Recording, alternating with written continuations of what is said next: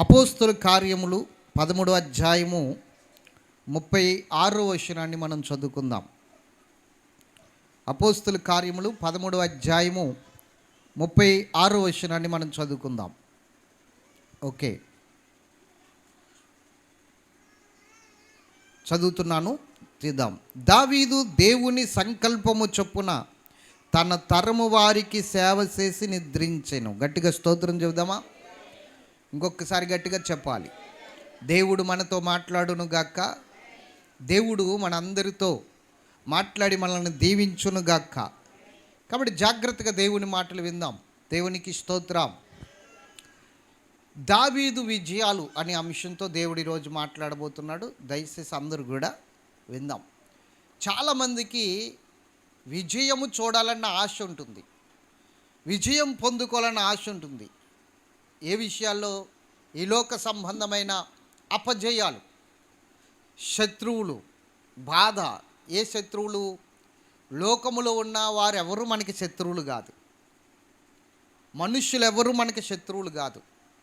మనుష్యులెవరు కూడా మనకి మిత్రులే కానీ శత్రువులు ఎంత మాత్రము కాదు. మరి వాళ్ళు నన్ను ద్వేషిస్తున్నారండి, దూషిస్తున్నారండి, అవమానపరుస్తున్నారండి, వేలన చేస్తున్నారండి. ఇలాంటి పరిస్థితులు ఎందుకు వస్తున్నాయి? వాళ్ళు నన్ను చూడలేకపోతున్నారు, విషపచూపు చూస్తున్నారు, వారు మమ్మల్ని వేలన చేస్తున్నారు, అవమానపరుస్తున్నారు, దూషిస్తున్నారు. ఇలాంటి పరిస్థితులు ఎందుకు వస్తాయంటే, ఎప్పుడూ కూడా ఒక మనుషుడు ఇంకొక మనుషుడిని ద్వేషించడం అనేది ఎంత మాత్రము జరగదు. మరి ఎలా జరుగుతుంది? దావీదు దేవుని సన్నిధిలో గొప్ప విజయాలు చూసినప్పుడు సౌలు దావీదు మీద విషపు చూపు నిలిపాడని రాసింది పరిశుద్ధ గ్రంథంలో. అవునా? దావీదు మీద ఏ చూపు నిలిపాడు? విషపు చూపు నిలిపాడు. అంతేకాదు, దావీదుని సంపాలను చూసేవాడు. ఎప్పుడు కూడా దావీదుని తరిమేడు. మరి సౌలుని దేవుడు దావీదుకి విరోధంగా ఎందుకు నిలబెట్టాడు? సౌలు మనసు కఠినమైనదా? సౌలు ఆలోచనలు పనికిమాలినమైనవా? సౌలు దుర్మార్గుడు అంటే దుర్మార్గుడే, కానీ ఒక మనిషిని సంపాలని చూసేంత దుర్మార్గుడు కాదు. మరి దావీదు మీద ఎందుకు విషపు చూపు నిలబడింది అంటే, దావీదు ఎప్పుడైతే అభిషేకం నొందాడో, సౌలు ఎప్పుడైతే దేవుని అభిషేకాన్ని కోల్పోయాడో, దేవుని దగ్గర నుండి ఒక దురాత్మ వచ్చి సౌలుని వెరిపించడం మొదలుపెట్టింది. ఎస్, చూడండి,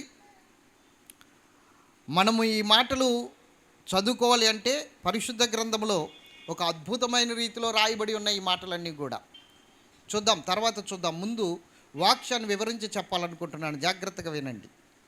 దేవుని ఆత్మ కోల్పోయిన సౌలు దురాత్మతో అతడు బాధించబడుతూ ఉన్నాడు. దురాత్మతో నింపబడి భయంకరమైన పరిస్థితులకు గురైపోతూ ఉన్నాడు. ఏం ఆలోచిస్తున్నాడో అతనికే తెలియదు, ఏమి తలంచుచున్నాడో అతనికే తెలియదు, ఏమి మాట్లాడుతున్నాడో అతనికే తెలియదు. అలాంటి పరిస్థితుల్లో స్పృహలేని స్థితిలో దావీదుని చంపాలని ఆలోచన చేస్తున్నాడు. కారణం అతను కాదు, దురాత్మ. అతనిలో ఉన్న దురాత్మ, అతనిని వెరిపిస్తున్న దురాత్మ.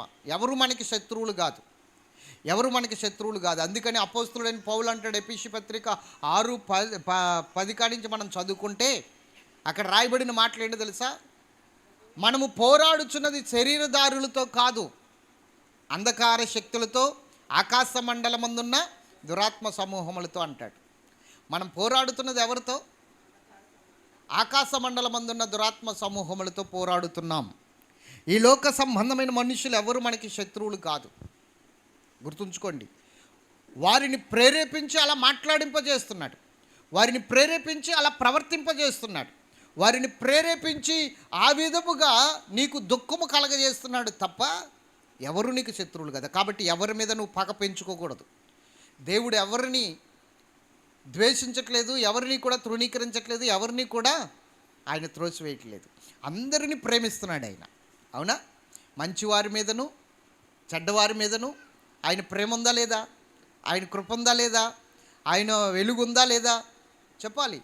మంచివారి మీదనే ఉంది, దుష్టులైన వారి మీద ఉంది. మరి ఇంకెందుకు మనకి ద్వేషాలు? పైగా నేను దేవుని సన్నిధికి వెళ్తున్నాను, దేవుని ఆరాధిస్తున్నాను, దేవుని వాక్యం వింటాను, నేను దేవుణ్ణి నమ్ముకున్నానని చెప్తాం కదా.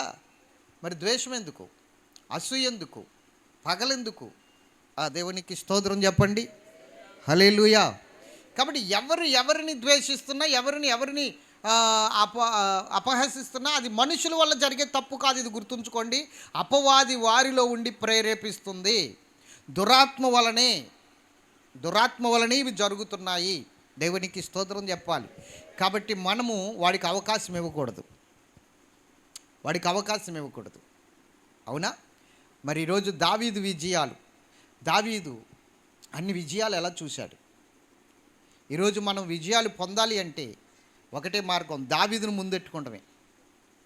దావీదు ఎలా విజయాలు పొందాడో తెలుసుకుని దావీదు యొక్క ఆ యొక్క ప్రవర్తన, దావీదు యొక్క భక్తి, దావీదు యొక్క విశ్వాసం, దావీదు యొక్క ఆలోచనలు మనం ముందెట్టుకుంటే ఖచ్చితంగా మనం కూడా విజయాలు చూస్తాం. ఖచ్చితంగా. స్తోత్రం చెప్పండి. దావీదు ఎవరు అంటే యెస్సీ కుమారుడు. యెస్సీకి యనమండుగురు సంతానం. ఈ యనమండుగురులో 8వ వాడే దావీదు. ఆఖరువాడు, కడసరిపువాడు, కనిష్ఠుడు. అసలు ఇతనికి ఉన్న గుర్తింపు ఏమిటంటే అసలు ఏ గుర్తింపు లేదు. దావీదుకి కుటుంబంలో గుర్తింపు లేదు, సమాజంలో గుర్తింపు లేదు. ఎప్పుడు? బాల్యంలో. మీకు అర్థమవుతుందా? కుటుంబంలో కూడా గుర్తింపు లేదు. కుటుంబంలో కూడా అతడు ఎన్నుకోదగినవాడు కాదు. కుటుంబంలో కూడా అతన్ని తృణీకరించిన వారే. తండ్రి తృణీకరించాడు, అన్నగారులు తృణీకరించారు, అందరూ తృణీకరించారు అతన్ని.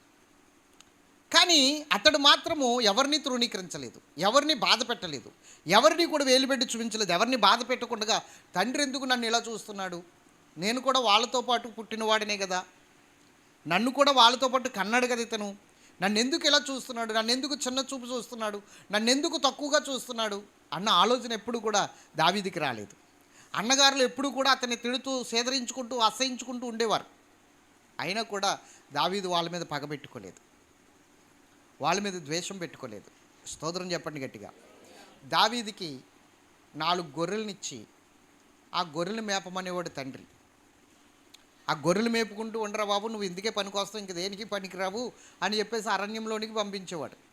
చిన్న వయసు బాలుడు అరణ్యంలోకి వెళ్ళడం అంత సేఫ్టీ అంటారా? చెప్పండి, అంత సేఫ్టీ అంటారా? గుర్తుంచుకోండి. ఇతడు ఉన్నా పర్వాలేదు, పోయినా పర్వాలేదన్న ఆలోచన ఉంది కాబట్టి తండ్రికి, అన్నగారులకి, వీళ్ళందరికీ ఆ చిన్న వయసులో గొర్రెలనిచ్చి అడవిలోకి పంపించాడు తండ్రి. అంటే ఇతడి మీద ఎటువంటి ఆలోచన ఉందో చూడండి తండ్రికి. రే చిన్నవాడురా, వీడు గొర్రెలను ఏం మేపుతాడు, ఏ మృగమైన వచ్చిందంటే ఎలా ఎదిరిస్తాడు, ఎలా పోరాడతాడు, కాబట్టి వీడికి ఇంకా వయసు రాలేదు కాబట్టి వద్దులే ఇప్పుడు అని చెప్పాలి. కానీ గొర్రెలనిచ్చి అరణ్యమునికి పంపించాడంటే తండ్రి ఆలోచన ఎలాంటిది? ఆ భయం లేదా తండ్రికి? దావీదు మీద అంత నమ్మకమా? కాదు. దావీదు ఎన్నిక లేనట్టు వాడు. దావీదు కుటుంబంలో కూడా ఎన్నిక లేనట్టు వాడు. అలాంటి పరిస్థితుల్లో ఉన్న దావీదు ఎవరి మీద ద్వేషం పెట్టుకోకుండా, ఎవరి మీద కూడా పగ అనేది ఏర్పాటు చేసుకోకుండా హృదయంలో దేవునికి చోటిచ్చాడంతే.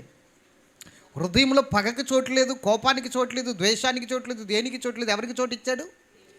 దేవునికి చోటిచ్చాడు హృదయంలో.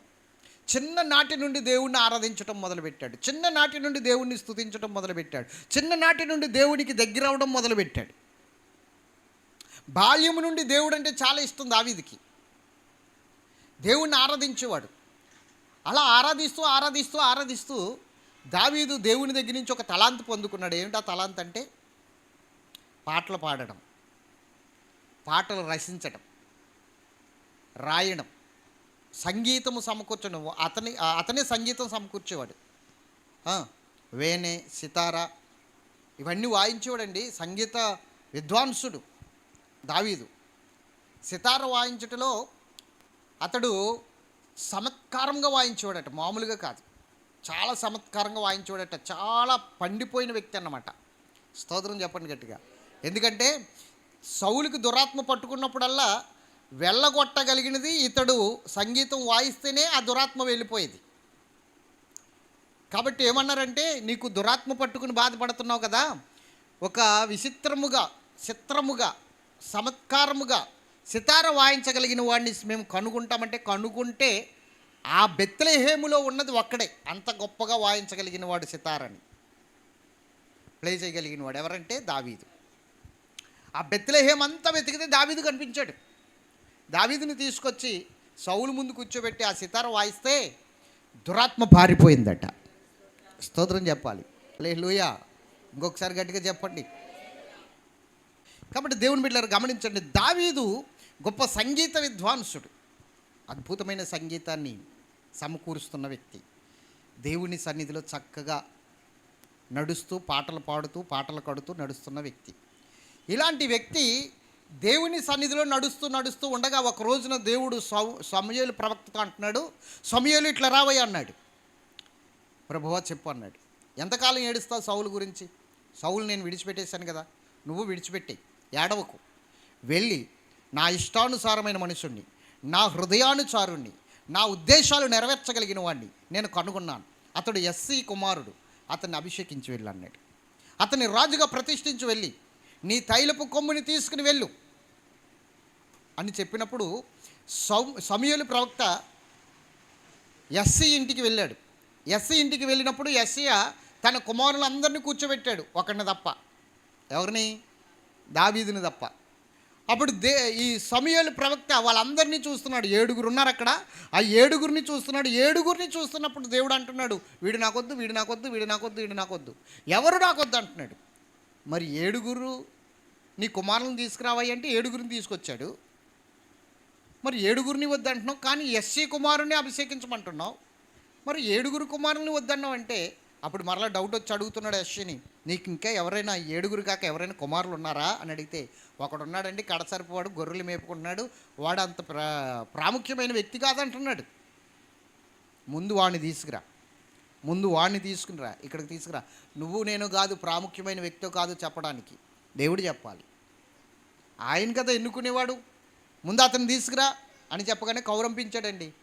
పరుగున వస్తున్నాడు. తండ్రి కౌరంపించాడంటే, ఇంటికి ప్రవక్త వచ్చాడు, సమూయేలు ప్రవక్త వచ్చాడంటే, తండ్రి కౌరంపించాడంటే పరుగున వచ్చేస్తున్నాడు. పరుగున వచ్చేస్తుంటే లోపల నుంచి చూశాడు.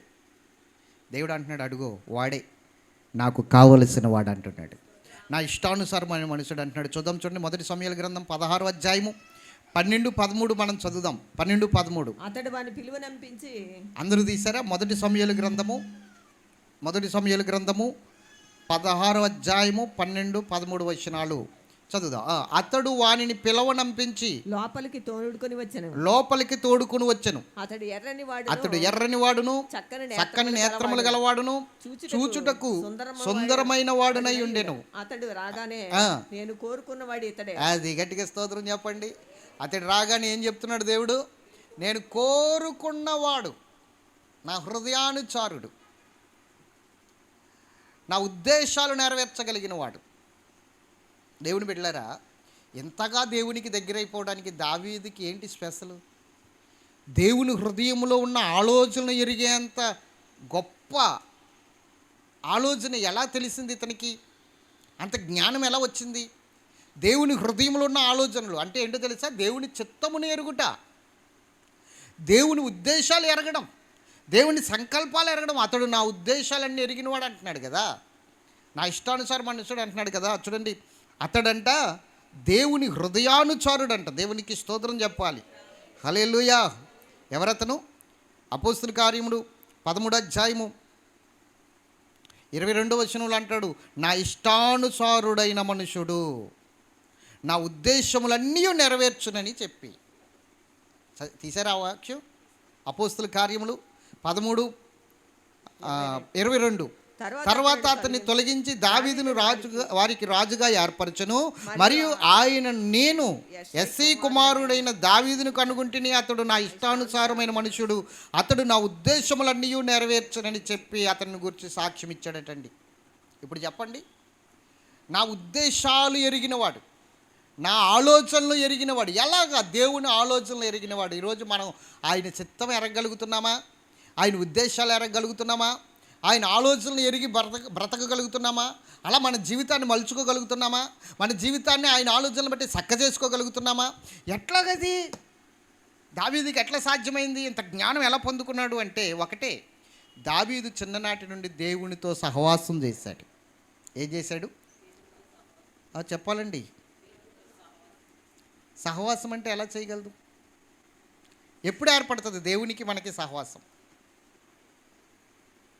దేవునికి మనకి సహవాసం ఏర్పడాలంటే ఏం జరగాలి తెలుసా? హలో, దేవునికి మనకి సహవాసం ఏర్పడాలంటే ఏం చెయ్యాలి? దావీదుకిని దేవునికి అంత సహవాసం ఎలా ఏర్పడింది? ఎంత సహవాసం అంటే దేవుని ఉద్దేశాలు ఎరిగేంత సహవాసం, దేవుని చిత్తం ఎరిగేంత సహవాసం, దేవుని ఆలోచనలు ఎరిగేంత సహవాసం. ఎలాగా ఇది సాధ్యం? ఎలా సాధ్యం అంటే దేవుని యొక్క సన్నిధిలో దేవునితో సహవాసం చేస్తే ఇది సాధ్యం. దేవునితో సహవాసం ఎలా చేయగలదు? ఒక్క వాక్యం చూపిస్తాను ఎలా సాధ్యమవుతుందో, ఆ సహవాసం చేయడం ఎలా సాధ్యమవుతుందో. యోహానుకు రాసిన మొదటి పత్రిక 1వ అధ్యాయము 7-8 వచనాలు మనం చదువుదాం. 1వ అధ్యాయము 7-8 వచనాలు. అయితే ఆయన వెలుగులోనున్న ప్రకారము, చెప్పండి, ఆయన వెలుగులోనున్న ప్రకారము మనము వెలుగులో నడిచిన ఎడల మనము అన్యోన్య సహవాసము అది ఇప్పుడు చెప్పండి, ఎప్పుడు సహవాసం గలవారమై ఉంటాము? ఎప్పుడు సహవాసం కలిగి ఉంటాము? ఎప్పుడైతే దేవుడు వెలుగై ఉన్నాడో, నువ్వు కూడా ఎప్పుడైతే చీకటిలో నుంచి వెలుగులోనికి వస్తావో అప్పుడు నువ్వు అన్యోన్య సహవాసం కలిగిన వ్యక్తి అవుతావు. వెలుగులోకి రావడం అంటే ఏమిటి? చీకటిలో నుంచి వెలుగులోకి రావడం ఏమిటి? చీకటి గదిలో ఉండి లైట్ వేసుకోవడమా? చెప్పాలి. లేకపోతే చీకటిలో నుంచి బయటికి రావడమా? చీకటి అంటే పాపం, పాపానికి సాదృశ్యము చీకటి. ఎప్పుడైతే నీ పాపములను విడిచిపెట్టి, నీ అపరాధములను విడిచిపెట్టి యేసు రక్తంలో నువ్వు కడగబడతావో, ఎప్పుడైతే యేసు రక్తంలో కడగబడ్డావో అప్పుడు దేవునికి నీకును అన్యోన్య సహవాసం ఏర్పడుతుంది. ఈరోజు దేవునితో సహవాసం లేకుండా ఉండడానికి కారణం ఏమిటి అంటే నీ పాపమే, నీ అపరాధమే. నీ పాపము నీకును దేవునికి అడ్డుగా వచ్చిందన్న సంగతి నీకు తెలుసా? నీ పాపము నీకును దేవునికి అడ్డుగా నిలబడి దేవుని చిత్తములను దేవుని ఉద్దేశాలను ఎరగకుండా ఆయనతో సహవాసం చేయకుండా చేస్తుందన్న సంగతి నువ్వు గుర్తెరిగావా? ఆలోచించు. ఈరోజు దేవుడితో సహవాసం చేయగలిగిన వాడు దావీదు. చిన్ననాటి నుండి ప్రతి పాపమును ఆయన నామములు ఒప్పుకుని విడిచిపెట్టగలిగిన వాడు దావీదు. కాబట్టే అంత అన్యోన్య సహవాసం కలిగిన వాడు, కాబట్టే అంత సహవాసముతో ఉన్నాడు. కాబట్టే దేవుడు ఈ గొర్రెల దొడ్డులో నుంచి వీడిని ఏమైనా సరే బయటికి తీసుకురావాలనుకున్నాడు. గుర్తింపు లేని వీడికి ఒక గుర్తింపునివ్వాలనుకున్నాడు. వీడిని తీసుకొచ్చి ప్రజల మధ్యలో కాదు, రాజుల మధ్యలో నిలబెట్టాలనుకున్నాడు. ఎస్, ఎప్పుడైతే నువ్వు దేవునితో సహవాసం చేస్తావో మరుగైపోయిన నిన్ను తీసుకొచ్చి బహిరంగముగా ఉన్నతమైన స్థాయిలో నిలబెడతాడు దేవుడు. ఎవరికీ కనిపించకుండా మరుగైపోయేవేమో, గుర్తింపు లేకుండా బ్రతుకుతున్నావేమో, గుర్తింపు స్థాయికి తీసుకొస్తాడు. ఎలాంటి స్థాయి కంటే ఉన్నతమైన స్థాయి. దావీదు స్థాయి ఏమి చిన్నది కాదు, చిన్న చితక ఆశీర్వాదం కాదు దావీదుది. దావీదు తరాలు ఆశీర్వదించబడ్డాడు. ఎంత ఆశీర్వాదం వచ్చిందంటే దావీదుకి, దేవుడు దావీదు వంశములోనే యేసుక్రీస్తుని పుట్టించేంత రీతిలో ఆశీర్వాదం వచ్చింది దావీదుకి. ఎందుకు? సహవాసం అటువంటిది. మరి సహవాసం అటువంటిది. స్తోత్రం చెప్పండి గట్టిగా, హల్లెలూయా. అంత గొప్ప సహవాసం చేసి దేవునిలో ఆత్మమూలముగా నడిపించబడిన వ్యక్తి దావీదు. అందుకని దావీదు దేవుని సన్నిధిలో దేవునికి ఇష్టుడైపోయాడు, గొప్పవాడిగా మారిపోయాడు. ఈరోజు ఆశీర్వాదం కావాలి, పరిగెట్టు, ఎక్కడికైనా పరిగెట్టు. ఎక్కడికి పరిగెట్టినా ఆశీర్వాదం రాదు. ఎప్పుడు వస్తుందో తెలుసా? దేవునితో అన్యోన్య సహవాసం కలిగి జీవించగలిగితే దేవుడు నిన్ను లేవనెత్తడానికి సిద్ధంగా ఉన్నాడు. మనం చర్చులతో సహవాసం ఉంది, పాస్టర్లతో సహవాసం ఉంది, ఏమండి, పెద్ద పెద్ద దైవజనులతో సహవాసం ఉంది, కానీ దేవుడితో సహవాసం లేదు. ఇది భయంకరమైన పరిస్థితి. దైవజనులతో సహవాసం ఉంది నీకు, ఓకే.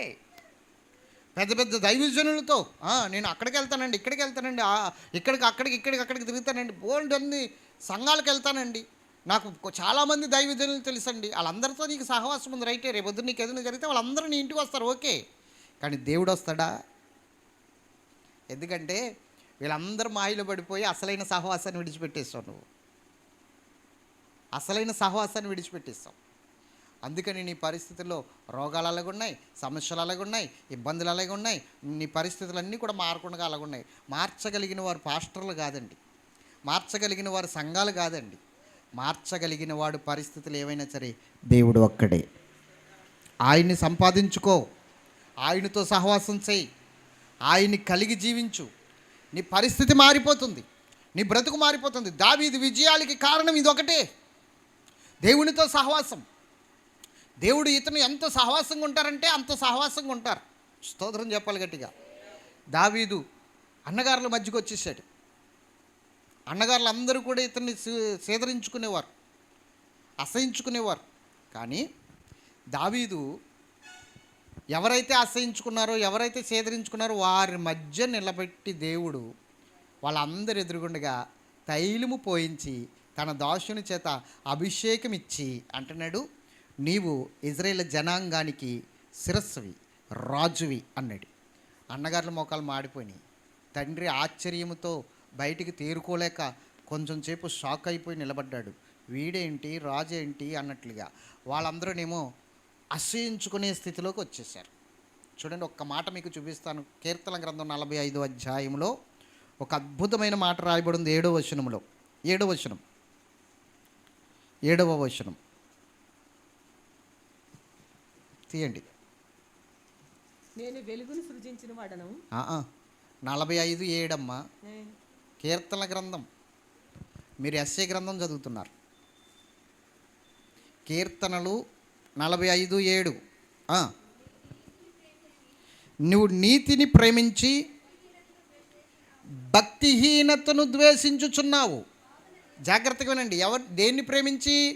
నువ్వు నీతిని ప్రేమించి నువ్వు భక్తిహీనతను ద్వేషించుచున్నావు. కావున దేవుడు, నీ దేవుడే చెలిగాండ్రల కంటే నీవు ఎచ్చగినట్లు నిన్ను ఆనంద తైలముతో అభిషేకించుచున్నాడు. గట్టిగా స్తోత్రం చెప్పండి. దావీదుకి ఇంత ఘనత ఎలా వచ్చింది? ఇప్పుడు దావీదుకి అంత గొప్ప ఘనత ఎలా వచ్చింది? ఒక విషయం గమనించు.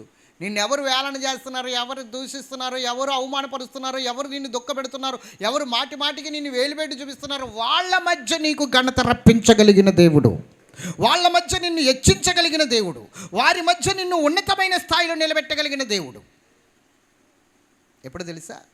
నువ్వు నీతిని ప్రేమించి భక్తిహీనతను ద్వేషించినప్పుడు. దేవుణ్ణి ప్రేమిస్తే ఆటోమేటిక్గా భక్తిహీనతను ద్వేషించడం అనేది వచ్చేస్తుంది. ఎప్పుడైతే నువ్వు దేవుణ్ణి ప్రేమిస్తున్నావో ఆటోమేటిక్గా నువ్వు భక్తిహీనతను, పాపాన్ని నువ్వు ద్వేషించడం అనేది జరిగిపోతుంది ఆల్రెడీ. ఇంక దాని జోలికి వెళ్ళవు నువ్వు, ఎందుకంటే అది ద్వేషిస్తావు. ఎందుకంటే దేవుణ్ణి ప్రేమిస్తున్నావు కదా. నీతిని ప్రేమించడం అంటే దేవుణ్ణి ప్రేమించడమే, భక్తిహీనతను ద్వేషించడమే. దేవుణ్ణి ప్రేమించడం అంటే భక్తిహీనతను ద్వేషించడమే. దేవునికి స్తోత్రం చెప్పండి. దేవుణ్ణి ప్రేమించేవాడు ఎవడు కూడా భక్తిహీనతను హత్తుకుని ఉండడు, పాపాన్ని హత్తుకుని ఉండడు. ఇదే మాట ఎబ్రీకారుడు కూడా చెప్తున్నాడు. ఎబ్రీ పత్రిక 1వ అధ్యాయము, అందరూ తీసారా? 9వ వచనం చదవండి. ఎబ్రీ పత్రిక 1వ అధ్యాయము 9వ వచనం.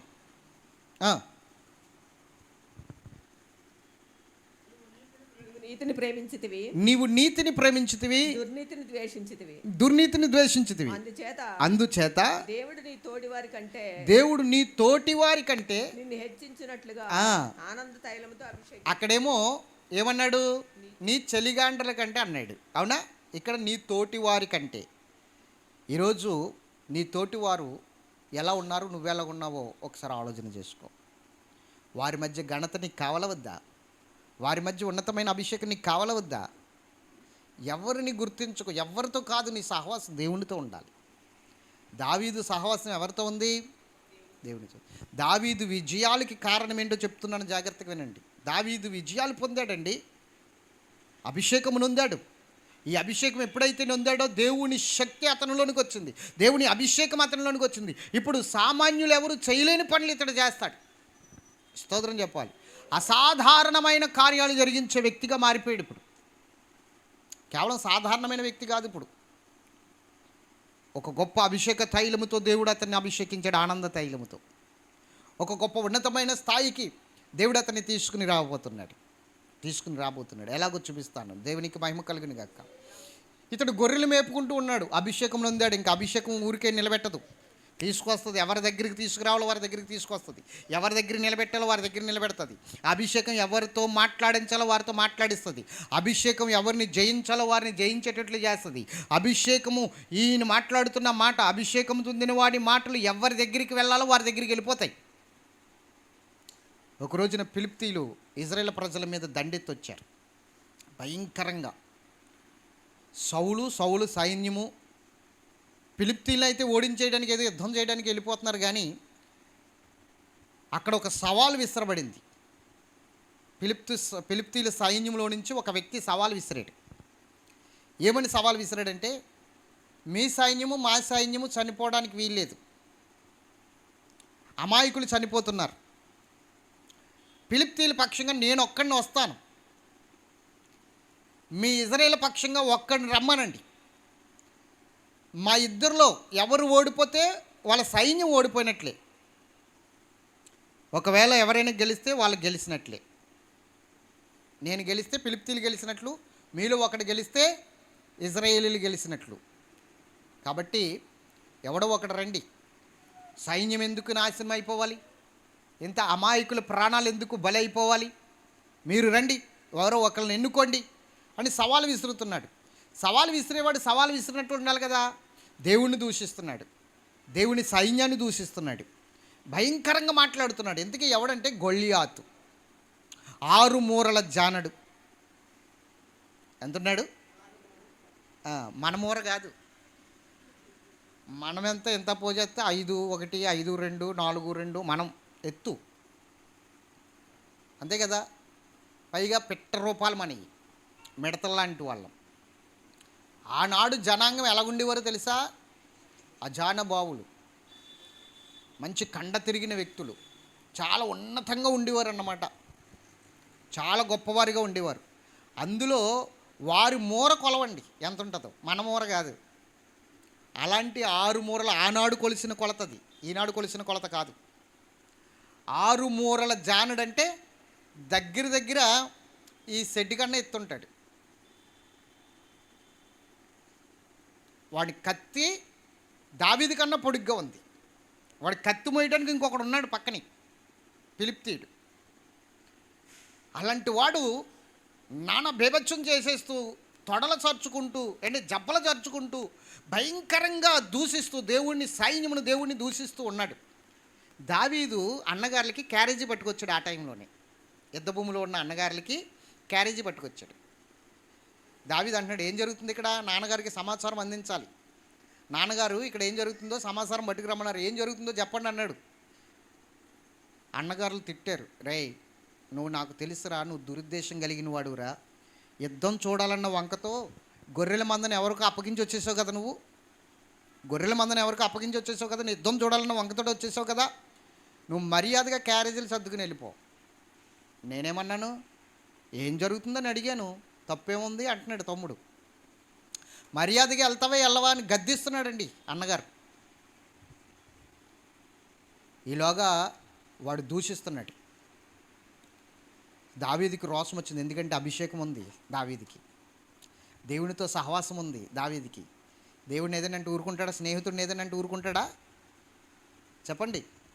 సహవాసగాల వాడిని ఏమైనా అంటే ఊరుకుంటాడా? ఊరుకోడు.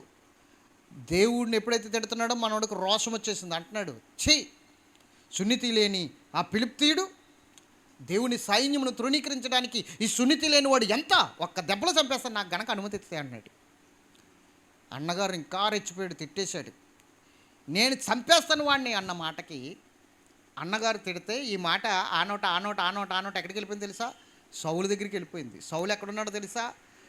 గుడారంలోకి వెళ్ళిపోయి ఆ గుడారంలో మొత్తం తలుపులన్నీ వేసేసుకుని లోపల కూర్చుని వణికిపోతున్నాడు. వాడిని చూసి వాడి యొక్క ఆ ప్రగల్భాలు పలుకుతున్నాడు కదా, ఆ ప్రగల్భాలకు వణికిపోతున్నాడు, భయమేస్తుంది. భయమేసి కిటికీ తలుపు తెరిచి అంటున్నాడు, ఆ ఫిలిష్తీయుడిని ఎవరైతే జయిస్తారో మన సైన్యంలో వాడికి అర్ధరాజ్యం ఇస్తాను.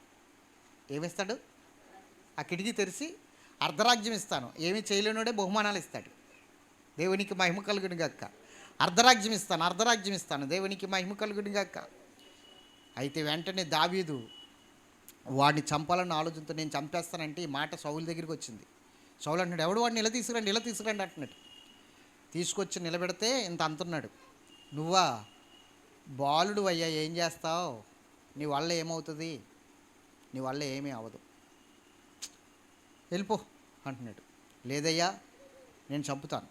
ఎలా చంపుతావు, ఏ విధంగా చంపుతావు, నీ బలం ఎంత, నువ్వెంత, మూతి మీద మేసం ఇంకా సరిగ్గా నీకు రాలేదు, నువ్వు ఎలా చంపుతావు, అతని కత్తంత పొడవు లేవు నువ్వు, నువ్వు చంపుతావా అంటే అప్పుడు చెప్తున్నాడండి. ఏం చెప్తున్నాడో చూద్దాం చూడండి. 1 సమూయేలు గ్రంథము 17వ అధ్యాయము 34-35 వచనాలు. 1 సమూయేలు గ్రంథము దావీదు 17వ అధ్యాయం 34-35 వచనాలు. అందుకు దావీదు సౌలుతో ఇట్లా నేను మీ దాసుడినైన నేను నీ దాసుడినైన నేను నా తండ్రి యొక్క గొర్రెలను కాయుచుండగా సింహమును ఎలుగుబంటియును వచ్చి మందలో నుండి ఒక గొర్రె పిల్లను ఎత్తుకుని పోవచ్చుండగా నేను దానిని తరిమి చంపి దాని నోటిలో నుండి ఆ గొర్రెను విడిపించితిని. అది నా మీదికి రాగా దాని గడ్డము పట్టుకొని దాన్ని కొట్టి చంపితిని. చెప్పండి. ఇప్పుడు సౌలు అలా చూస్తున్నాడు. నిజమా? సింహాన్ని చంపేవా? ఎలుగుబంటిని చంపేవా? నిజమేనయ్యా, నీ దాసుడినైనా నేను అబద్ధం చెప్పట్లేదు. యెహోవా నామంలో 2గా చీల్చేసాను. దాన్ని దవడ పట్టుకుని 2గా చీల్చేసాను. దాని నోట్లో ఉన్న గొర్రెపిల్లకి హాని జరగకుండా దాన్ని కాపాడగలిగాను. అంటే ఏంటి? ఇప్పుడు గొర్రెపిల్ల మేముని, సింహం ఆడుని నువ్వు చీల్చేస్తావా? ఖచ్చితంగా నాకు ఒక అవకాశం ఇవ్వండి. అయితే ఇడు ముచ్చట పడుతున్నాడు కదా, వీడికి యుద్ధాయుధాలు తొడిగించండి రా అన్నాడు. యుద్ధాయుధాలు తొడిగించినప్పుడు ఒక అడుగేసి అంటున్నాడు, అయ్యా వీటితో నేను వెళ్తే ఆడే నన్ను చంపేస్తాడు, నేను ఆయన చంపలేను అంటున్నాడు. మరి ఎలాగా? నా ప్రణాళిక నాకుంది. యెహోవా నామములో వాడిని చంపేస్తాను. నా ప్లాన్ నాకుంది. ఇవన్నీ తీయించండి అని మొత్తం ఆయుధాలన్నీ తీయించేసుకుని ఏమండి 5 రాళ్ళు ఏరుకుని వెళ్తా ఒడిసేల పట్టుకుని ఒక కర్ర పట్టుకుని వెళ్ళాడు. ఒక కర్ర, ఒడిసేల, 5 రాళ్ళు. వస్తున్నాడు నీకు బుద్ధి చెప్పగలిగిన వాడు అని గొలియాతుకి సమాచారం అందింది. ఎవడాడు అని ఇలా చూస్తున్నాడు. పైకి చూస్తే అక్కడ కనపడదు, కిందకు చూడరా అంటున్నాడు. పైకి చూస్తే ఎక్కడ కనపడతాను నేను, కిందకు చూడ అంటున్నాడు. కిందకు చూస్తే ఎంత అంటున్నాడు. నువ్వా బాలుడురా, నా చేతిలో నలిగిపోతావురా, వెళ్ళిపో అంటున్నాడు. వెళ్ళను, నిన్ను చంపే వెళ్తాను యెహోవా నామములో అంటున్నాడు. నేనైనా కుక్కను అనుకున్నావు, కర్రెట్టుకుని వస్తున్నావు నా దగ్గరికి, పోయి ఇక్కడి నుంచి, యెహోవా నామములో నిన్ను చంపుతాను అంటున్నాడు. అంత గర్వమా నీకు అని చెప్పి యుద్ధం మొదలుపెట్టారండి. కత్తి తట్టుకు వస్తున్నాడు. ఈ కత్తిలా తీసుకునేలాగా మనోడు ఒక రాడేసాడు. ఒడిసేలో తిప్పి ఇక్కడ తగిలింది. ఇక్కడ తగలగానే ఏమైపోయింది చెప్పాలి? వెనక్కబడాలి కదా, ఇలా వెనక్కబడాలా. ఎటు పడాడు? బౌలర్గా పడాడు. ఎందుకు బౌలర్గా పడాడు? ఇక్కడ తగిలిన దెబ్బ కన్నా ఇక్కడ తగిలిన దెబ్బ గట్టిది మనోడికి. ఇక్కడ ఎవరు కొట్టారు? ఇక్కడ కొట్టలా, ఇక్కడ తగిలింది అనుకుంటున్నాం మనం. కానీ అస్సలు దెబ్బ ఎక్కడ తగిలింది? వెనకాల తగిలింది. స్నేహితుడు యుద్ధానికి వెళ్తుంటే దేవుడు ఊరుకుంటాడా? స్నేహితుడు వచ్చేసాడు సహాయం చేయడానికి. సహవాసం అటువంటిది. సహాయం చేయడానికి వచ్చేసాడు స్నేహితుడు. గొలియాతు వెనకాల ఉన్నాడు. నువ్వు ఒకటే నేను చూసుకుంటాను అన్నాడు. గొలియాతు వెనకాలేమో దేవుడున్నాడు, ఎదరేమో దావీదున్నాడు. దావీదు ఒడిసేలు తిప్పి ఇలాగయ్యగానే అది ఇక్కడ తగలగానే వెనకాల పెడేళ్ళు కొట్టాడు. ఈయన వెనకాల దెబ్బకి దిమ్మ తిరిగిపోయి ముందు గడిపాడు. దేవునికి మహిమ కలుగును గాక. గొలియాతుతో దావీదుతో అంటున్నాడు దేవుడు, రా ఆ కత్తి తీసుకుని శిరక్షతం చేసి అంటున్నాడు. వెంటనే ఆ అతని చేతిలో ఉన్న కత్తి తీసుకుని గొలియాతు మీద గుండ్ల మీద కాలు పెట్టి తల తెగ నరికి, ఒక చేత్తో దావీదు గొలియాతు తల, ఇంకొక చేత్తో గొలియాతు ఖడ్గం పట్టుకుని బయలుదేరాడు. ఇజ్రాయేల్ ప్రజలు ఫిలిప్తీయులు బేకబేకలు ఏం చేయాలో అర్థం కావట్లేదు. ఫిలిప్తీయులు ఓడిపోయి పరుగులెడుతుంటే ఈ ఇజ్రాయేల్ జనాంగంలో కొంతమంది స్త్రీలు పాటలు పాడుతున్నారు. దావీదు 10,000 కొలదిగా, సౌలు 1,000 కొలదిగా హతమార్చారు శత్రువులు నేను పాటలు పాడుతుంటే అప్పటి నుంచి సౌలుకి కొంచెం ఇసపు చూపు. 2 సౌలు అడుగుతున్నాడు, ఈ కుమారుడెవరు, ఈ బాలుడెవరు అని అడుగుతున్నాడు అబ్నేర్ని. అబ్నేరు అంటున్నాడు, నాకు తెలియదు నాయన, నేను వెళ్ళి అడుగొస్తానంటే ఇంతకీ ఇతను ఎవరు అన్నది ఆరా తీస్తే అప్పుడు వచ్చి చెప్తున్నాడు, నేను ఎస్సీ కుమారుని, బెత్లెహేముడైన ఎస్సీ కుమారుని అంటున్నాడు. అతడు ఎవరో కూడా రాజుకు తెలియదు.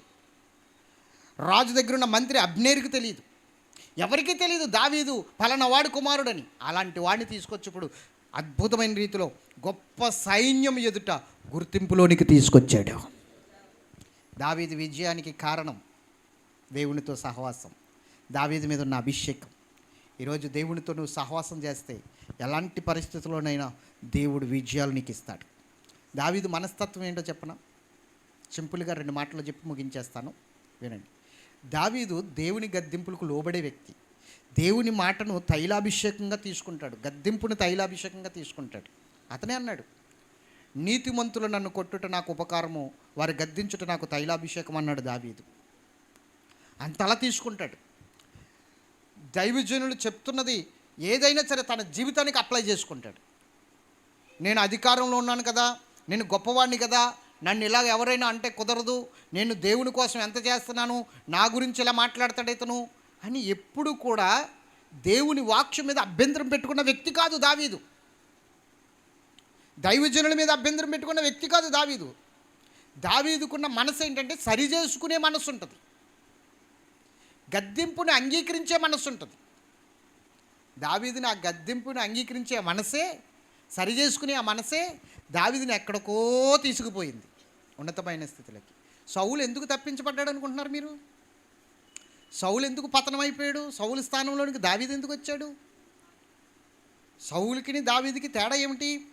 సౌలు దైవజనుల మాటలు లెక్క చేసేవాడు కాదు, తనకేం తోస్తే అదే చేసేవాడు. దైవజనుడు వచ్చి చెప్పినా కూడా వినిపించుకునేవాడు కాదు.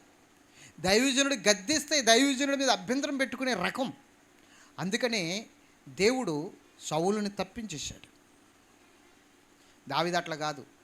బత్షెబతో పాపం చేస్తే దావీదు ఆ పాపం చేసి నేను ఏ పాపము చేయలేదు, నేను ఏ తప్పు చేయలేదు అన్నట్లుగా దావీదు మనస్సాక్షి చచ్చిపోయిన వాడిగా బ్రతుకుతుంటే దేవుడు ఒక అవకాశం ఇద్దామని నాతాను ప్రవక్తను పంపించాడు దావీదు దగ్గరికి.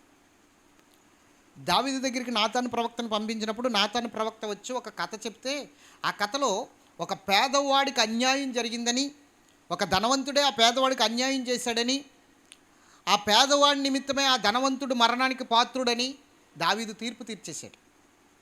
పైగా ఏమన్నాడు తెలుసా? ఆ గొర్రెపిల్లకు బదులుగా 4 గొర్రెపిల్లలు ఇవ్వాలని కూడా చెప్పేశాడు. ఒక తీర్పు తీర్చేశాడు. అప్పుడు నాతాను ప్రవక్త అన్నాడు, ఆ మనుషుడు నువ్వే, ఆ మరణానికి పాత్రుడు నువ్వే, ఆ నష్టపరిహారం ఇవ్వవలసిన వాడు నువ్వే అన్నాడు. ఆ మాట అనగానే దావీదు గుండె బద్దలైపోయింది. ఒక్కసారిగా అతని గుండె ఆగిపోయినంత పని అయింది. కుప్పకూలిపోయాడు సింహాసనం మీద. ఏం చేయాలో అర్థం కాలేదు.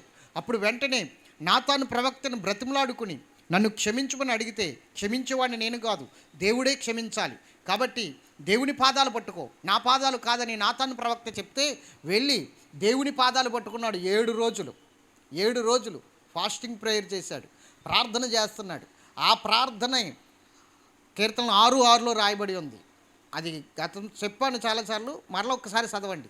ఆ ప్రార్థన ఏం ప్రార్థన చేస్తున్నాడు కీర్తన గ్రంథం 6:6లో మనకి రాయబడి ఉంటుంది. చూద్దాం. 6:6 నేను మూలుగుచు అలసి ఉన్నాను, ప్రతి రాత్రియు కన్నీరు విడుచుచు నా పరుపు తేల చేయుచున్నాను, నా కన్నీళ్ల చేత నా పడక కొట్టుకుని పోవచ్చున్నది. ఇప్పుడు చెప్పండి, ప్రతి రాత్రి కూడా ప్రార్థన చేస్తున్నాడు. 7 రోజులు ప్రార్థన అయిపోయిన తర్వాత వదిలేయలేదు. 7 రోజులు ప్రార్థన అయిపోయిన తర్వాత వదిలేయలేదు దావీదు. క్షమించబడేంత వరకు, దేవుడు మరలా తనతో సహవాసం చేసేంత వరకు ఏమన్నాడో తెలుసా దావీదు? ఏమన్నాడు తెలుసా? నేను మరణమై స్మరణకు రాక ఓటికుండ వంటి వాడనైతిని అన్నాడు. అంటే ఏమైపోయాడంటే ఇప్పుడు మరణమై స్మరణకు రాక ఓటికుండ వంటి వాడినైతిని మరవబడితిని అంటున్నాడు.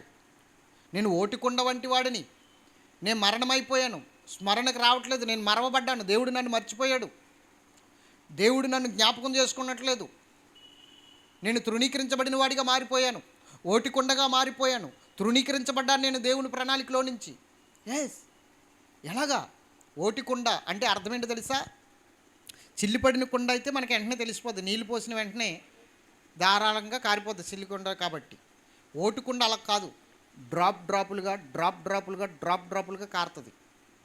ఓటుకుండ అంత గమ్ముని నీళ్ళన్నీ లీక్ అయిపోవు, డ్రాపులు కారుతుంది. ఓటుకుండకి చిల్లడిపోయిన కుండకి తేడా ఏంటంటే, చిల్లడిపోయిన కుండ ఇలా చూస్తే కనబడిపోద్ది చిల్లు. ఓటుకుండ అలా కాదు, చెక్ చేయాలి. అని చెక్ చేస్తే గుళ్ళ సౌండ్ వస్తుంది. ఓటుకుండ అయితే గట్టి సౌండ్ రాదు, గుళ్ళ సౌండ్ వస్తుంది. అంటే అది ఎక్కడో క్రాక్ తీసిందని అర్థం, ఓటుకుండ అని అర్థం. క్రాక్ తీసిందన్నమాట. క్రాక్ తీసింది నీళ్ళు అంత గమ్ముని కారిపోవు, డ్రాపులుగా కారుతుంది. అందుకని దావీదు తన్ను తాను ఓటికుండగా పోల్చుకున్నాడు. ఎలాగంటే జాగ్రత్తగా వినండి. ఓటికుండగా పోల్చుకున్న అతని అభిషేకం, దేవుడు అతనికి ఇచ్చిన అభిషేకం, దేవుడు అతనికి ఇచ్చిన తలాంతు, దేవుడు అతనికి ఇచ్చిన ప్రణాళిక, నడుపుదల డ్రాపులుగా కారిపోతూ వస్తుంది. ఓటికుండలా మారిపోయాడు కాబట్టి పాటలు పాడలేకపోతున్నాడు, కీర్తనలు కట్టలేకపోతున్నాడు, స్వరకల్పన చేయలేకపోతున్నాడు, సంగీతం సమకూర్చలేకపోతున్నాడు, ఏమండి గానము చేయలేకపోతున్నాడు. ఏమిటి పరిస్థితి? అభిషేకం కారిపోతుంది డ్రాపులుగా. అర్థం కావట్లేదా? నేను ఓటుకుండ వంటి వాడినయ్యాను, ఇదిగో స్మరణకి రాక మరవబడి తిని నేను దేవుని సన్నిధిలో మరణమైపోయాను అని చెప్తున్నాడు. ఒక్కసారి ఆలోచించండి. దావీదు ఎప్పుడైతే తన స్థితిని గమనించుకోగలుగుతున్నాడో, ఎప్పుడైతే తన పరిస్థితిని ఎరుగుతున్నాడో, ఏమైపోయిందో అతని ఆత్మీయ జీవితం గుర్తించగలుగుతున్నాడో, మరలా పొందుకోవడానికి దేవుడు ఒక అవకాశం ఇచ్చాడు. దావీదుని అందుకే నా ఇష్టానుసారమైన వ్యక్తి అన్నాడు దేవుడు. దేవునికి మహిమ కలుగును గాక. దావీదుని ఎక్కడికి తీసుకెళ్ళాడు తెలుసా? గొర్రెల దొడ్డులో నుండి, గుర్తింపు లేని స్థానంలో నుండి, ఏమండి సింహాసనం మీద కూర్చోబెట్టాడు, కిరీటం ఇచ్చి ఇజ్రాయేల్ ప్రజలకు తలగా చేశాడు. ఇప్పుడు దావీదు తెలియని వారు ఎవరూ లేరు ప్రపంచమంతటిలో కూడా. చరిత్ర పురుషుడైపోయాడు దావీదు, మూల పురుషుడైపోయాడు దావీదు. ఒకప్పుడు దావీదు అంటే ఎవరికి తెలియదు. యెష్షయి కుమారుడు ఎనిమిదో వాడు ఉన్నాడంటే ఎవరికి తెలియదు. ఈ రోజున దావీదు తెలియని వాడు లేడు. ప్రతి ఒక్కరు డేవిడ్ డేవిడ్ డేవిడ్ అంటారు. అవునా? ఎట్లాగా? దేవుడు అతన్ని తీసుకొచ్చి గొప్ప విజయాలు అతనికి ఏర్పాటు చేసి అతన్ని తీసుకొచ్చి ఉన్నతమైన స్థానంలో పెట్టాడు. దావీదు ఒక ప్రార్థన చేసేవాడు నిత్యము. నేను ఎక్కలేనంత ఎత్తైన కొండ మీదకి నన్ను ఎక్కించు ప్రభువా అని, నా కాళ్ళను లేడి కాళ్ళగా చేయి ప్రభువా అని. వాడు ఎక్కలేనంత ఎత్తైన కొండ మీదకి ఎక్కించు ప్రభువా. ఎక్కించాడు దేవుడు. ఎవరు ఎక్కలేనంత ఎత్తైన కొండ మీదకి ఎక్కించాడు దావీదుని. దావీదు విజయాలు ఎలా పొందుకున్నాడు? ఆ గొర్రెపిల్లని రక్షించడానికి ఆ సింహాన్ని ఎలా చీల్చేశాడు? ఆ ఎలుగుబంటిని ఎలా చీల్చేశాడు? బాలుడు కదా, గొలియాతుని ఎలా చంపగలిగాడు? ఈరోజు నీ జీవితంలో, నా జీవితంలో కూడా ఈ విజయాలు చూడాలి అంటే, దావీదు విజయాలు లాంటి విజయాలు చూడాలంటే, దావీదు దేవునితో సహవాసం చేశాడు. చెప్పండి. మొట్టమొదటిగా ఏంటి? దావీదు దేవునితో సహవాసం చేశాడు. రెండోది, దావీదు 7 మార్లు స్తుతించేవాడట దినానికి. ఏం చేసేవాడు? 7 మార్లు స్తుతి నీ పరిస్థితిని మారుస్తుంది, నీ గతిని మారుస్తుంది, నీ స్థితిని మారుస్తుంది. స్తుతి చేయి నీ జీవితంలో ఎక్కువ సార్లు. ప్రార్థన ముమ్మారు చేసేవాడట, స్తుతి 7 మార్లు చేసేవాడట దినమునకు. నేను దినమునకు 7 మార్లు స్తుతి, ముమ్మారు ప్రార్థన చేసేవాడిని ఆయనే సాక్ష్యం చెప్తాడు. దావీదే ముమ్మారేమో ప్రార్థన, 3 సార్లు ప్రార్థన చేసేవాడట, 7 సార్లు స్తుతి చేసేవాడట. స్తుతి ఎక్కువ చేసేవాడు దావీదు. అలాగే దావీదు కృప మీద ఆధారపడ్డాడు. మూడవది. నాలుగవది, దావీదు దేవుని వాక్యమును అత్తుకునేవాడు, దైవజనుల్ని గౌరవించేవాడు. గద్దించినా దైవజనులు ఆ గద్దింపుని తన జీవితానికి అప్లై చేసుకునేవాడు, తైలాభిషేకముగా తీసుకునేవాడు. నీతిమంతులు కొడితే అది ఉపకారముగా భావించేవాడు.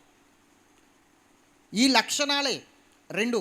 పాపము చేసి తప్పు చేస్తే దాన్ని సరి చేసుకోవడానికి ఉపవాస ప్రార్థనలు చేసి దేవుని పాదాలు పట్టుకుని బ్రతిమాలి కడుక్కునేవాడు. ఆ పాపం మరలా తన జీవితంలోనికి రానిచ్చేవాడు కాదు. ఆ బ్రతుకు మరలా తన జీవితంలోనికి రానిచ్చేవాడు కాదు. ఈ లక్షణాలు దావీదులో ఉన్నాయి కాబట్టే దేవుడు దావీదుకి విజయాలను వరింపజేశాడు. అన్ని విజయాలు వరించడానికి దావీదుకి కారణం ఈ లక్షణాలు కలిగి ఉన్నాడు కాబట్టి. నువ్వు కూడా ఈ లక్షణాలు కలిగి ఉంటే దావీదులాగా నీ జీవితాల్లో కూడా గొప్ప విజయాలు చూస్తావు, మంచి మంచి విజయాలు చూస్తావు. దావీదు విజయం ఈరోజు సబ్జెక్టు. అర్థమైందా? ఎలాంటి విజయాలు పొందాడంటే సామాన్యమైన విజయాలు కాదు. సౌలు తరిమాడండి, భయంకరమైన పరిస్థితులు. ఎంతగా తరిమాడంటే దొరికితే చంపేమని ఆర్డర్ ఇచ్చాడు. పట్టుకున్నవాడికి ఎంత బహుమానం, నా దగ్గరికి తీసుకొస్తే ఎంత బహుమానం, ఒకవేళ చంపేసి శవాన్ని తీసుకొస్తే ఎంత బహుమానం కూడా ప్రకటన చేశాడు సౌలు. కానీ దావీదు సౌలు మీద ఎంత కూడా అభ్యంతరం పెట్టుకోలేదు. సౌలు మీద ఎంత కూడా అభ్యంతరం పెట్టుకోకుండా సౌలుని ప్రేమిస్తూనే వచ్చాడు. దావీదుని సౌలు సంపాలన చూసినప్పటికీ కూడా చూసారా, దావీదు ఒక రకంగా దేవుని మనస్సు కలిగినవాడు, దేవుని ప్రేమ కలిగినవాడు, క్షమాగుణము కలిగినవాడు దావీదు. ఇలాంటి స్థితికి నువ్వు వస్తే నువ్వు కూడా విజయాలు చూస్తావు, నెమ్మది చూస్తావు. ఎంతమందికి అర్థమైంది వాక్యం చెప్పండి. ఇప్పుడు దావీదు విజయము అనండి. దావీదుని దేవుడు ఉన్నతమైన స్థాయిలో నిలబెట్టడానికి కారణం ఇదే. సహవాసం చేయి దేవునితో, మనుషులతో కాదు, దైవజనులతో కాదు. దైవజనులతో సహవాసం చేయొద్దని నేను అన్నాను, సంఘంతో సహవాసం ఉండొద్దని నేను అన్నాను, అది ఉండాలి. అంతకన్నా మించి దేవునితో సహవాసం ఉండాలి. దేవునితో సహవాసం లేకపోతే నువ్వు దైవజనులు నీకు 100 మంది ఉన్నా 1000 మంది ఉన్నా వేస్టే, ఏం చేయలేరు. దేవుడిని నువ్వు సంపాదించుకోలేనప్పుడు ఇవన్నీ ఎందుకు? వీళ్ళందరూ ఒకవేళ ప్రార్థన చేసినా కూడా అంతంత మాత్రంగానే ఉంటుంది నీ పరిస్థితి. నువ్వు తృప్తి పొందుతావు, నాకు ఎంతమంది పాస్టర్లు ప్రార్థన చేస్తున్నారు నా పక్షంగాని, కానీ ఏమి ఉండదు ప్రయోజనం. దేవుణ్ణి సంపాదించుకో, ఆయన సహవాసాన్ని సంపాదించుకో, నీ పాపముల నుండి విడుదల పొందు. ఖచ్చితంగా దేవుడి విజయాలు నీకు ఏర్పాటు చేస్తాడు. దేవుడి మాటలు తన వినికుడిలో దీవించును గక్క. ఆమేన్. ప్రార్థన చేసుకుందాం, మోకరించండి.